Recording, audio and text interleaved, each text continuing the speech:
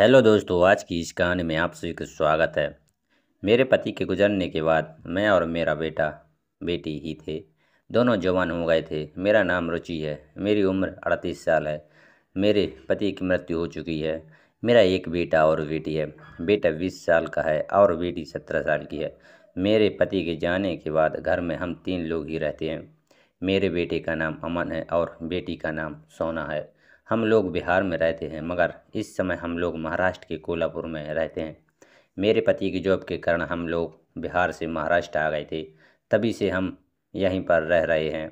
जहाँ शहर में आने के बाद मेरे पति ने शराब पीना शुरू कर दिया था। उसके बाद वह सारे पैसे को शराब में ही उड़ाने लगे थे। इससे उनकी तबीयत बहुत ख़राब रहने लगी। उनके इलाज में काफ़ी हमारे गांव की सारी खेती बिक गई। मेरे पति सुबह शाम शराब पीते रहते थे। शराब की लत के कारण एक भी पैसा नहीं बचा था। हमारे पास सब कुछ गंवाने के बाद भी मैं उनको बचा नहीं पाई। अपने घर की इस हालत के लिए मैं अपने पति को ही जिम्मेदार मानती हूँ। अगर हमारे गांव के खेत होते तो मैं अपना गुजार और बसर गांव के खेतों के सहारे कर लेती। पति की मौत के बाद किसी तरह से मैंने बेटों को ग्रेजुएशन करवाई। उसने मोटर पार्ट्स का काम सीख लिया। उसको 25,000 सैलरी मिलने लगी। मैं मुंबई में अपने दोस्त के पास रहकर काम कर रहा था। हम लोगों को पैसे भेज दिया करता था। इससे हमारा गुजारा भी अच्छा चलने लगा। अब मेरी बेटी भी पढ़ाई कर रही थी। पैसा उसी के अकाउंट में आता था। मेरे पति जब शराब नहीं पीते थे, वह बहुत ही रोमांटिक किस्म के थे। एक बार जब मैं अपने पति से बात कर रही थी तो उन्होंने एकदम दरवाजे की कुंडी लगा ली और मुझे 2 घंटे तक मुझे खुश करते रहे। हंसी मजाक। अमन 2 साल के बाद जब घर आया तो आकाश अब जवान होकर एकदम से मर्द बन चुका था। मैं उसको देखकर बहुत खुश हुई थी कि मेरा बेटा इतना बड़ा हो गया। मैं सोच रही थी कि उसकी शादी कर दूं। कुछ महीने के बाद मैंने अमन से शादी की बात की तो वह बोला कि पहले घर बनवाना है, उसके बाद मैं शादी कर लूँगा। इसी बीच कुछ ऐसा हो गया था जो मुझे बहुत परेशान करने लगा था। मुझे इस बात के बारे में बाद में पता चला। अमन ने मुझे बताया था। बात ऐसी हुई कि एक दिन अमन घर में सो रहा था कि रात की 11:30 बजे थे। उसको बाथरूम जाना था तो वह उठा और फिर से कुछ आहट सुनाई दी। उसने पीछे वाले गाय के तबेले में जाकर देखा तो सोना एक लड़के के साथ बातों में लगी हुई थी। उसने सोना को एक झापड़ मारा और उसको वहां से अंदर लेकर गया।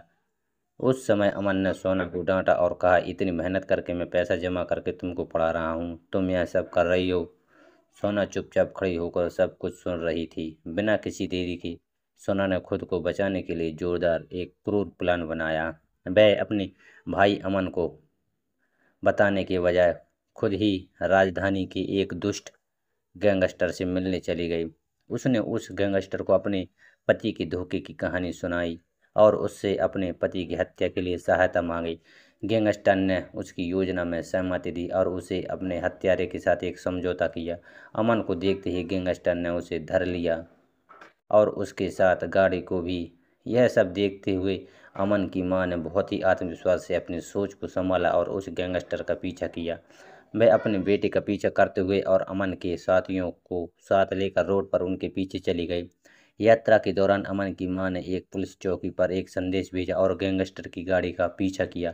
एकदम आधी रात के समय गैंगस्टर ने अमन को बहुत धमकाया और उसको दोबारा ऐसी गलती करने को नहीं बोला, क्योंकि यह गैंगस्टर अमन की बहन ने अमन को मारने के लिए और धमकाने के लिए ही पहुंचाया था।